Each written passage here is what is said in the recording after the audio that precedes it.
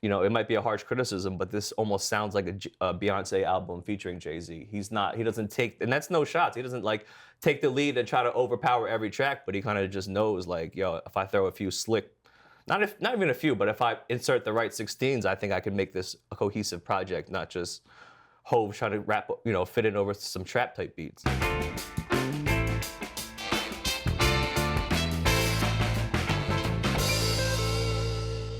What's up, geniuses? This is For the Record, and I'm your host, Rob Markman.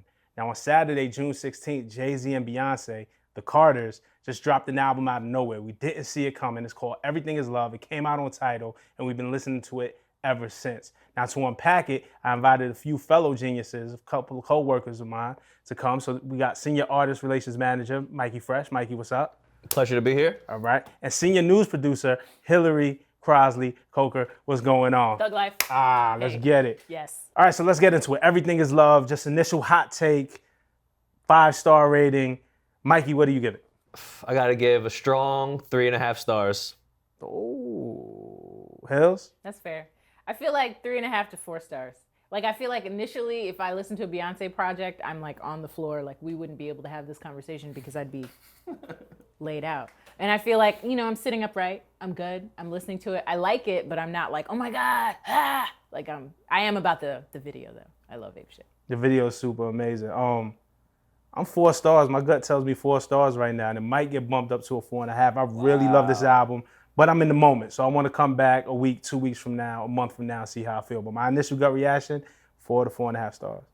I feel like I don't love it as much as I loved Lemonade and 444, aka the precursors in this trilogy, like Star Wars. I feel like I liked those two immediately, and this one I just feel like I'm probably gonna have to sit with a little bit longer, which makes me feel like I'm in the 3.5. Yeah, that's another thing. We don't get the full time range to really make a formal decision anymore. Everybody wants a review in 24 hours. Yeah, we just had a couple of days, but this is dope. This feels like the good, triumphant, happy ending to me. The family walks off into the sunset. Not yet. It's not over yet. I don't know. Jay-Z's still threatening to get cut. The kids inherit the kingdom. Everything And the is grandchildren are millionaires. It's a lot of brown children on your Forbes list. So it's like setting up the trust fund for them, right? Can I be part of the trust fund? Me, you, Bleak, Mikey, let's go, I man. mean, Rob's baiting me to make that joke, but I'm not going to do it. Let's judge the Carters on the Carters, right? So, I mean, Jay-Z and Beyonce have been, I feel like, giving us collaborations since, 2002 maybe, since 03 Bonnie and Clyde. And, you know, there's a ton, right? Some great ones, Crazy in Love and Deja Vu and Drunk in Love, at least in my opinion, are some of the great ones. And, you know, then there's 03 Bonnie and Clyde, there's Top Off, there's Shining, there's Hollywood. There's a lot in there. How does this kind of fit in with the other Jay-Z and Beyonce collaborations that we've been used to getting? I feel like everything is better than Hollywood. Everything is better than Shining. Everything is better than Top Off. I feel like sometimes, though, I will say, and perhaps they did this on purpose, like with songs like Ape Shit, I feel like it's really a Beyonce song featuring Jay, and I feel like they trade off, which is kind of a nice balance, so nobody feels like it's really just a Beyonce album featuring Jay. Like, that's how I initially felt, and that's probably because I was bowled over by Ape Shit. But the more I listened, it was like, okay, Jay-Z has some bars. He has some chances to shine and breathe on his own, which I feel like is not always happening on like their crappy. Wow. They're not collaborations. No, yeah. Not every Jay-Z and Beyonce collaboration has been a winner. This one to me felt like a real kind of collaboration with a real purpose. Even on Ape Shit, with Beyonce stealing the show on it because she's like rapping and going hard, and you know, it's like Amigos influence over there. They're credited as writers on the song. I think that song was made for Beyonce to shine. I think if we hear Jay kind of rap like that, maybe it's less impressive because we're used to hearing Jay rap. But to hear Beyonce go off and do that, like that song was built to be that platform for her. So it works really, really well.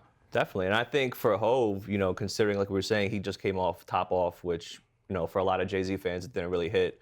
But then also even before that, he was on the song with Future, Meek Mill, The Keys. Right. I think that's the name. It kind of just sounded like Jay was kind of trying to fit into the landscape of current hip hop. But with this album, you know, it's really like I think he's kind of comfortable playing his role.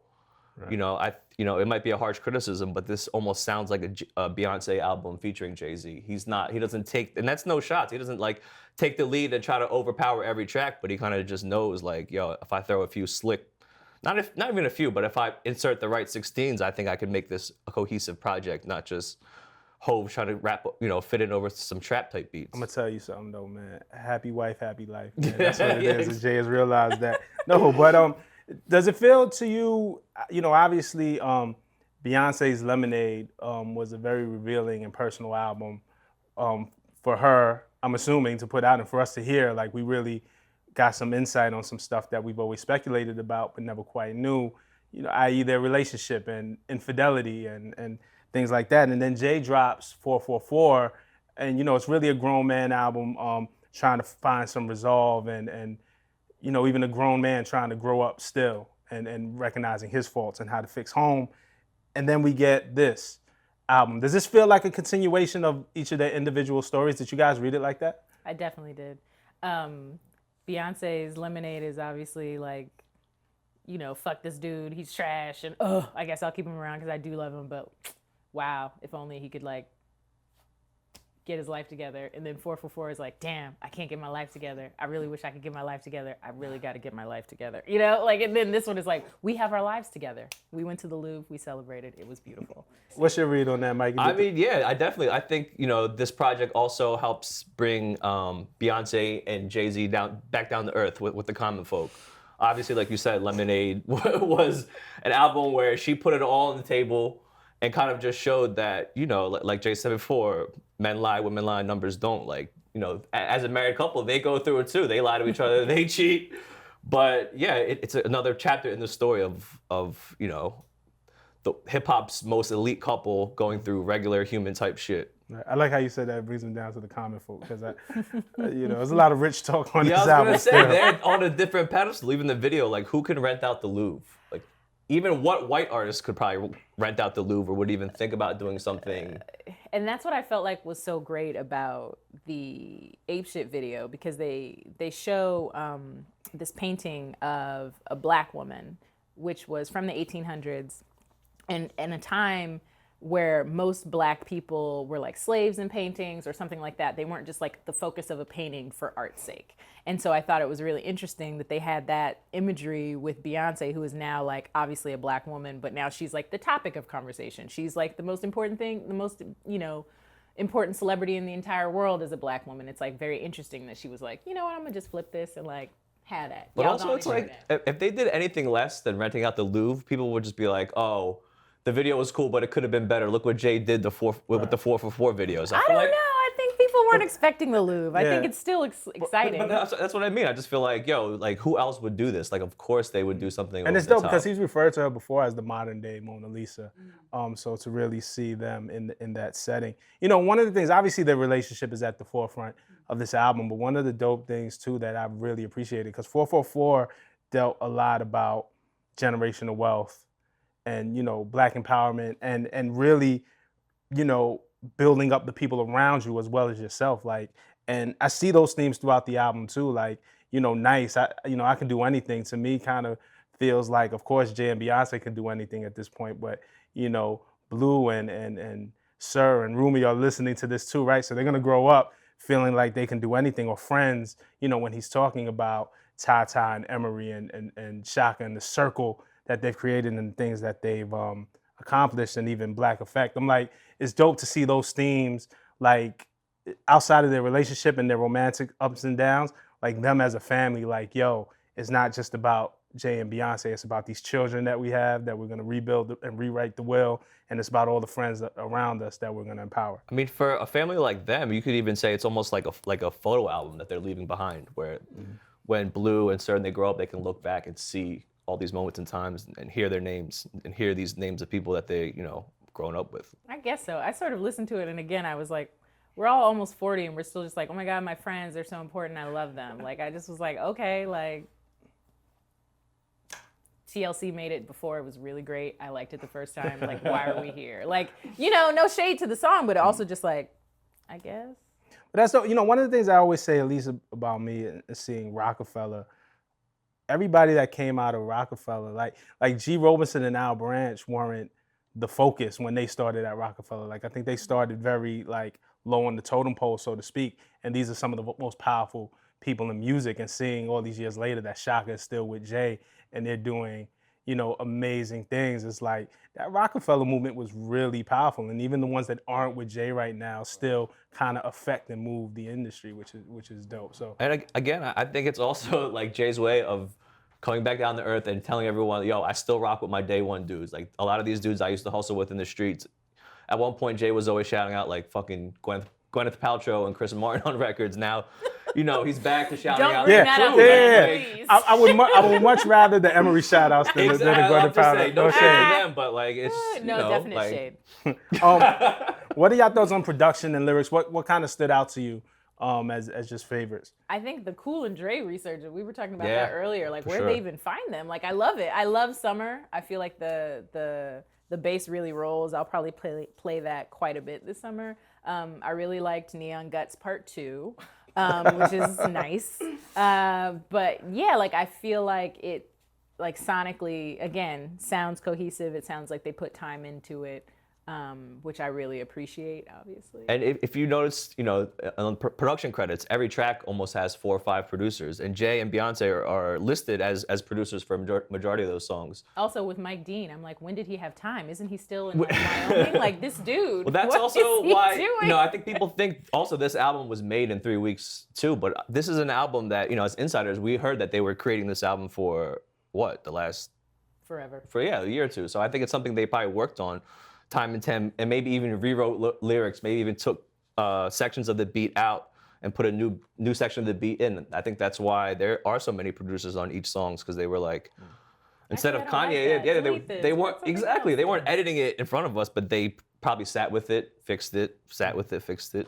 I really like 713. I really like the idea of Beyonce rapping the Dr. Dre lyrics that Jay actually wrote Yeah. for In the Dr. keys. Dre.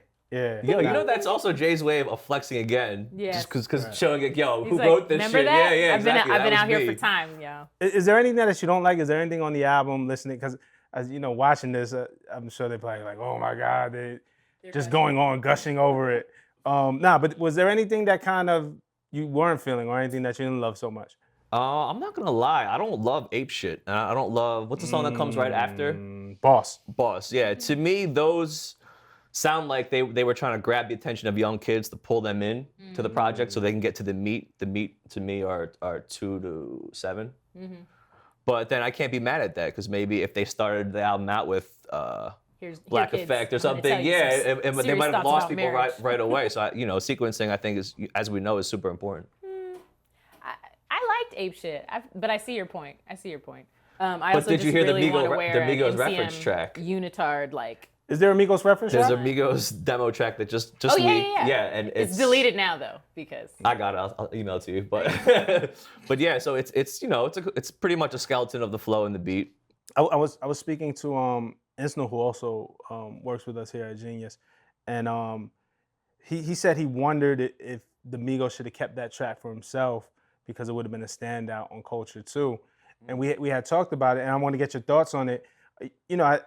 I think if the Migos would have kept it, it could have been just another of many Migos songs. Like, it I doesn't agree. surprise you as much. But again, to hear Jay, especially Beyonce, Yeah. rapping on that, it kind of stands out to you more. It hits you more. It's like, oh wow, like I don't know. The Migos definitely couldn't have took it to the Louvre. Exactly. Like Jay and Beyonce. I don't want to put a limitation on what they can or Don't cannot hold them do. back. It seems a little. But do you think that maybe that it might have been more interesting as a Migos track on its own, or? I feel like it's one of those moments like, did you want to hear Beyonce sing Irreplaceable, or did you want to hear Neo sing Irreplaceable? Like, sometimes it's cool to be the songwriter and catch that check, and you can flex and your name rings out a little bit more. It's like, yeah, Beyonce singing my words. You like that? You want that? I'm going to cut me a check and I'll cut you a verse. And also, on a positive note, I feel like it does show that Beyonce is the fucking queen. She's give her any style, she'll She's freak like, I it, will flip rap, it. Yes, I will like, sing, just as well as I anybody will else. do it in a unitard. Yeah. Well, that's dope about Beyonce. I remember, and I had tweeted about this earlier, and no shade, but I remember years ago on the Turning Me On remix, Kerry Hilson had a line, when her and Beyonce would kind of have their thing. And she says something to the effect of, you need to go down and sit and have some babies. Your thing is fading. My favorite thing is when women attack each other and, Right. and use But- patriarchal standards. I love But it. the dope thing is that, right? Because there is this feeling that a woman can't balance a career and be a mother at the same time. So when you go and have babies, you need to sit down, right? And so it's not just Kerry Hilson. Like this is a thing in society. And it's so ill how Beyonce, I feel like, has shown us that she went and started her family and worked on her family. And we've seen her family go through ups and downs. We've seen the elevator incident. We've seen the birth of her children. And through it all has still been able to deliver great art and stay on top of the game. I think is really inspiring and just turns that whole thing on its head. Like, we have to rethink of how we think about mothers in society and what they can and can't do. You know what I mean? I agree, but there was something I didn't like. There's two things I didn't like. So on I think it was Ape Shit, where she's like, I'm the queen, you're that thought over there. And I was like, damn, here we go. Like, women dissing women using the patriarchal standard. Like, why are you calling somebody else that hoe over there when the other part of it is like, I'm super empowered, I'm the queen, we're all glow up. I'm gonna get my friends like a spaceship. And it's like, does the hoe over there get to come? Is she part of the empowerment experience or not? Like, just let me know like when I'm supposed to clap and when I'm supposed to boo. I'm just not sure. You're supposed to clap when when they come too close to your man. You know what I'm saying? Like if you okay. remember the Tiffany Haddish story, right? They were in a party and somebody had touched Jay's chest. Or just got like too That's friendly. weird And also, like, why are you touching somebody else? nah, I could see it. Like, oh, ha, ha, ha, you're so funny. Right.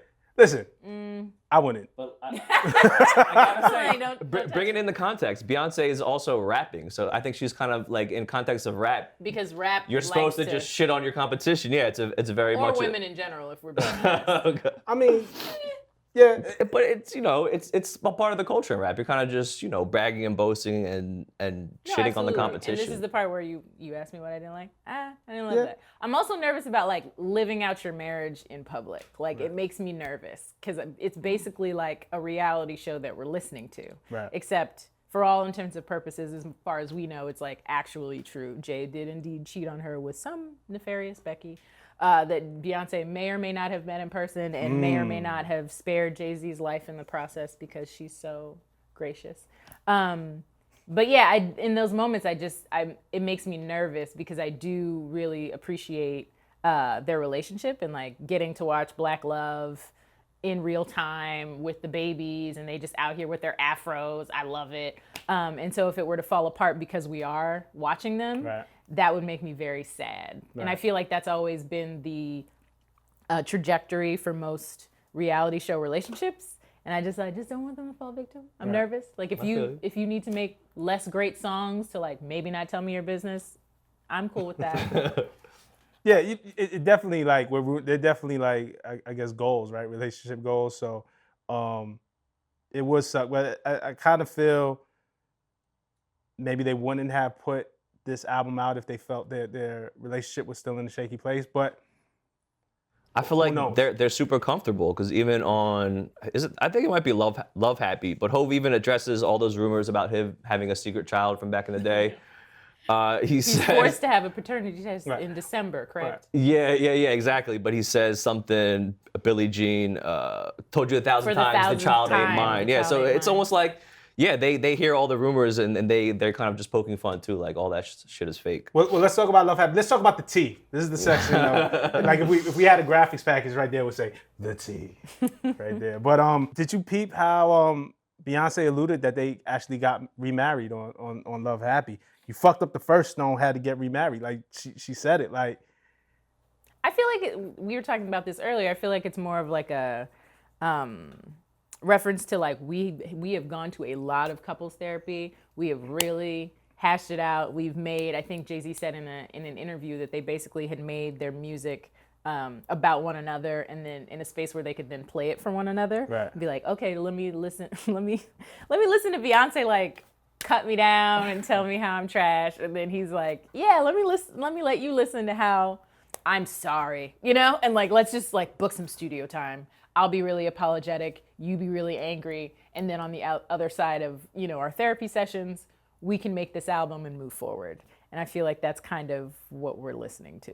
Yeah, no, that line definitely caught my attention too, and I was thinking about it for a minute because I'm like, yo, maybe they really did officially get divorced, but we haven't seen any. Well, not maybe renewed their vows. Yeah, like remarried. it made me Because you don't have to think. get divorced. to get Also, remarried. also, because I'm nosy, there's the picture that Mama Knowles Instagrammed where it's like them looking like they're married, but the twins are there. So it's like, wait a minute, I thought, but you were already married. Like, what's going on? But the babies are here. Yeah, Was yeah. this like 6 months ago? Renew vows and I think that's what get me happened. another And ring. not even to sound so much like a conspiracy theorist. Can I have but the old one? They, if you know Hov, he always speaks, figuratively and metaphorically. So maybe it could even been a thing like the first marriage was kind of just the celebrity for show marriage.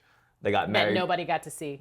Yeah, it but was just for like show. yeah, exactly. Just it makes sense for them at the time to get married because of where they were in careers. But maybe they officially got married, like for real love. Like, I ain't gonna lie, man. I felt it when she said, "Lucky I ain't kill you when I met that bitch," and then she stopped herself, and you hear Jay in the background like, "Yo, chill." She's like, "Yo, if we gonna be real and talk to these people, we gonna be real. You lucky I ain't kill you when I met that dog." I'm a wife. I feel her pain. Sometimes husbands do things that maybe might get them cut.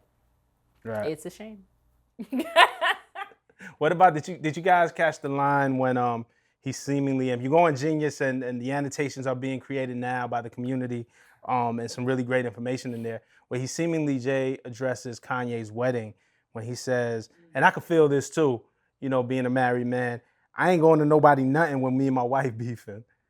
I don't care if the house on fire, I'm dying, I ain't leaving. Like, can you relate? Like, again, it's like some more insight. It's something we've always heard about. Well, Jay-Z and Beyonce didn't go to Kanye's wedding. Why? And Kanye had also alluded to it in an interview and said, they were going through some things, but he was still hurt that they didn't show up to the wedding. But I ain't going to nobody nothing when me and my wife beefing. yeah, 100%. I mean, I definitely think he was talking about Kanye with that line. Like you said, if you know Jay, you come for his family. It's over for you. It's dead. And at that time, if I'm not mistaken, that was when Kanye was really wilding on Hov and Beyonce, right? Was that the rant? Don't send killers at my head, Jay. That Well, whole, the or was that a marriage little bit between him and after? Kim was before that. before that? Okay. I think that was mostly we're not coming to your house for play dates. Right. Yeah. And then then they- Kanye was like, "Oh, my feelings," and it was like, "Did you really think Beyonce was gonna go to the Kardashians' house?" Like, fam, that's not happening. That's shade, man. Come That's on. not shade. That's just facts. Like, did you really think that? Seriously. Mm. No hosting. Did you really think that? You thought? Well, Beyonce was I've gonna never go- really seen them together. Jay and Kanye have their relationship. I've never quite seen Kim and Beyonce together. that's I a think there's very been a few political award no. shows where they were Yeah, placed together. Yeah, I don't. I don't think they- imagine any of this where I was like in Wyoming and I was like, holy shit, like this is like, there goes Kim. Like, where's Courtney? Yeah, I can't see Beyonce being like, "I'm going to her house. I'm gonna let them play." Did you read? I read that into it a little bit further because Beyonce says you lucky I ain't kill you when I met that, and so was Becky at the Kanye Kardashian wedding?